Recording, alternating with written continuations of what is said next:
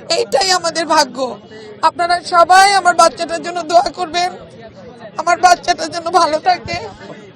অনেক কম সময় চলে গেছে।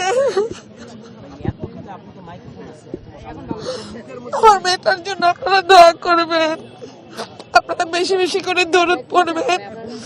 যখনই ওরা একটা কন্টেন্ট দেখবেন, আপনারা একটা সূরা ইয়াসিন পড়বেন বা দরুদ পড়বেন বা একটা সূরা ফাতিহা পড়বেন।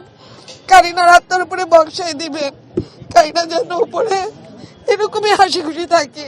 কারিনা তো বেসিক্যালি ট্যালেন্ট নিয়ে জন্মাইছে, তো সেই ট্যালেন্টেরই বহিঃপ্রকাশ হচ্ছে সে মানুষকে ভালোবেসে বা নিজেকে ভালোবেসে নিজের পারিপার্শ্বিকতাকে ভালোবেসে সে কিছু কন্টেন্ট ক্রিয়েট করতো, লিখতো, একটা মুভি করেছে, সে মুভি ডিরেকশন দিয়েছে রেজা, অভিনয় করেছে তার সাথে ডানা।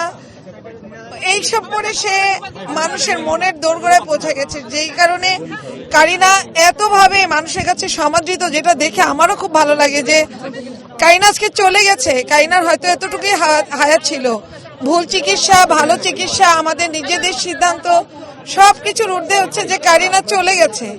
এইটাই ওর এতটুকুই হায়াত ছিল, এতটুকুই ওর আমাদের সাথে থাকার জন্য আল্লাহ দিয়ে দিয়েছিলেন।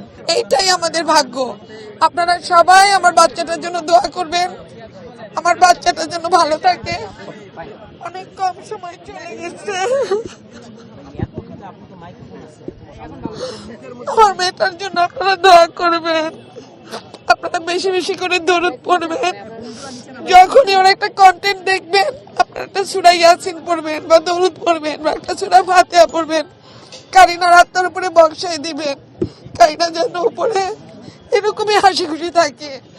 কারিনা কথা বলার আগে হাসতো, শরীরে কষ্ট নিয়ে, এনার্জি কম, এই সেই, সবার চেয়ে ওর এনার্জি বেশি। সবাইকে হাসাচ্ছে, সবাইকে নাচাচ্ছে। আমাদের বাসার হার্ট চলে গেছে, আমার দুইটা ছেলে আছে, আমার হার্টই নাই, আমি চলবো কেমনে, ওদেরও নাই। আপনারা কারিনা যদি কখনো কোনো অন্যায় করে থাকে, কোনো কিছুতে আপনাদের যদি অপছন্দ হয়ে থাকে, কারিনাকে মাফ করে দিন, কারিনার জন্য দোয়া করে।